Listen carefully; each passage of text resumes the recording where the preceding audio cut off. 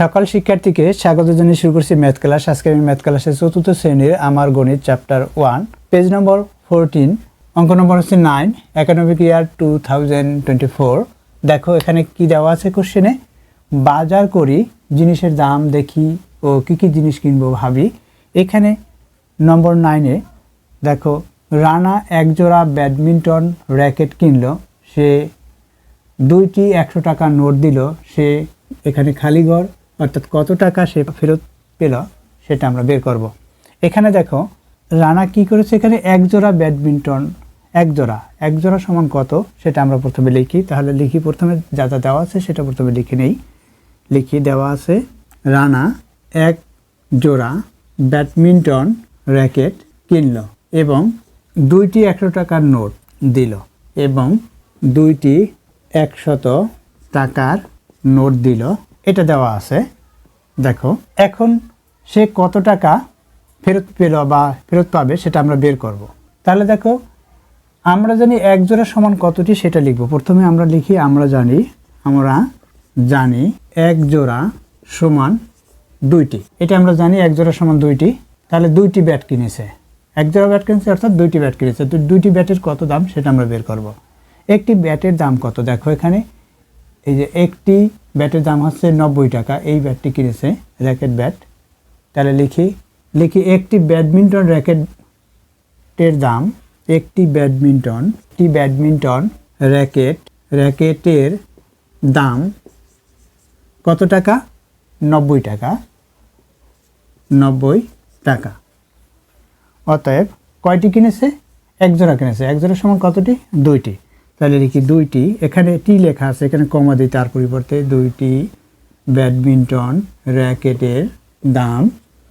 একটির দাম যদি 90 টাকা হয়, 2টির দাম কী হবে, বেশি হবে অর্থাৎ গুণ হবে, কারণ এখানে ব্যাটের সংখ্যা বাড়ছে।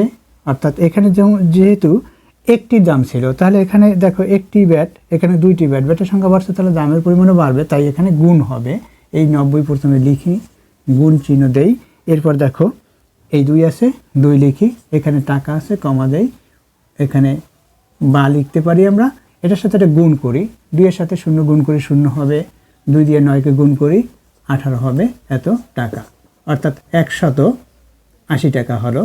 এখানে 2টি ব্যাডমিন্টনের দাম হচ্ছে 180 টাকা। সে কয় টাকা দিয়েছে, এখানে দেখো সে 2টি 100 টাকার নোট দিল। তাহলে 2টি 100 টাকার নোটে কত টাকা হয়, 200 টাকা হয়। তাই 200 টাকা থেকে এই 180 টাকা আমরা বিয়োগ করব, সে কত টাকা পেল সেটা আমরা বের করব। তাহলে লিখি 2টি 100 টাকা সমান, লিখি 2টি 100 টাকা সমান 2 গুণ 100 টাকা সমান 200 টাকা।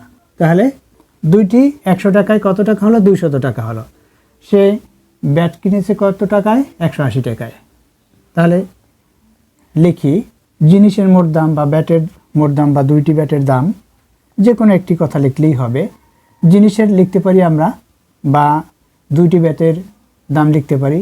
তাহলে লিখি 2টি ব্যাটের মোট দাম, এখানে লিখি 2টি ব্যাডমিন্টনের মোট দাম কত টাকা, 180 টাকা, এখানে 180 লিখি টাকা।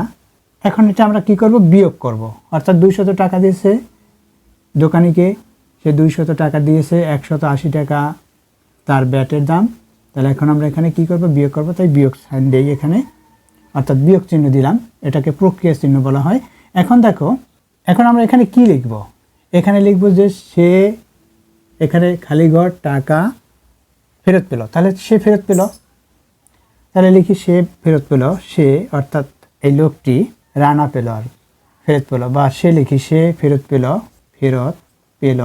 সে ফেরত পেল কত টাকা। এখন বিয়োগ করি, এই 0 থেকে 0 বিয়োগ করি, 0 হবে, এই 0 থেকে 8 বিয়োগ, 0 থেকে আমরা 8 বিয়োগ করতে পারি না, 0 থেকে 8 বিয়োগ করতে পারি না, তাই এই 0-এর সাথে 10 যোগ করতে হবে। যদি 0-এর সাথে আমরা 10 যোগ করি, এই 0-এর সাথে 10 যোগ করি, তাহলে যোগফল কত হবে, 10 হবে। এখন এই 10 থেকে এই 8 বিয়োগ করব, 10 বিয়োগ 8, তাহলে কি হবে, 2 হবে। তাহলে এখানে 2 লিখি। দেখো যখন আমরা 10 যোগ করেছি, এই যে 10 যোগ করেছিলাম, অর্থাৎ এই যে 10, এই 10-এর যখন যোগ করেছি তখন এই যে 10-এর একক অঙ্ক ব্যতীত যে বামে যতগুলো অঙ্ক থাকবে অর্থাৎ যে সংখ্যাটা আমরা যোগ করব এর প্রথম অঙ্ক অর্থাৎ একক অঙ্ক ব্যতীত বামে যতগুলো অঙ্ক থাকবে সেই অঙ্কগুলো এখানে এই যেখান থেকে বিয়োগ করেছিলাম, এই যে বিয়োজ্য সংখ্যা থেকে বিয়োজন সংখ্যা যে বিয়োগ করেছি তার বামের বিয়োজন সংখ্যাটার দিকে তাকাও। এই এক আছে, এই একের সাথে এই যে 10-এর বামে যে সংখ্যাটা থাকে সেটা যোগ করতে হয়। তাহলে একের সাথে এই এক যদি যোগ করি তাহলে 2 হবে, 2 থেকে 2 বিয়োগ করি 0 হবে। অর্থাৎ এখানে 0 20 লেখা হয়, কিন্তু 0 আমরা কোনো যেহেতু সার্থক অঙ্ক নয়, কারণ যে কোনো সংখ্যা সর্বমোট যদি 0 বসানো হয় তখন ওই 0 সার্থক অঙ্ক হিসেবে ব্যবহার হয় না, তাই আমরা এখানে 0 লিখব না। অর্থাৎ 20 টাকা হলো, এখানে 20 টাকা এটা হলো। অর্থাৎ 20 টাকা কী দিবে? ফেরত দিবে। সে কত টাকা ফেরত পেলো? 20 টাকা ফেরত পেলো। তাহলে আমরা এই 20 যে হয়েছে এটা এখানে লিখব, সে 20 টাকা ফেরত পেল। আশা করি এটি বুঝতে পেরেছো। এতক্ষণ ম্যাথ ক্লাসের সাথে থাকার জন্য সকলকে ধন্যবাদ জানিয়ে আজকের মতো বিদায় নিচ্ছি।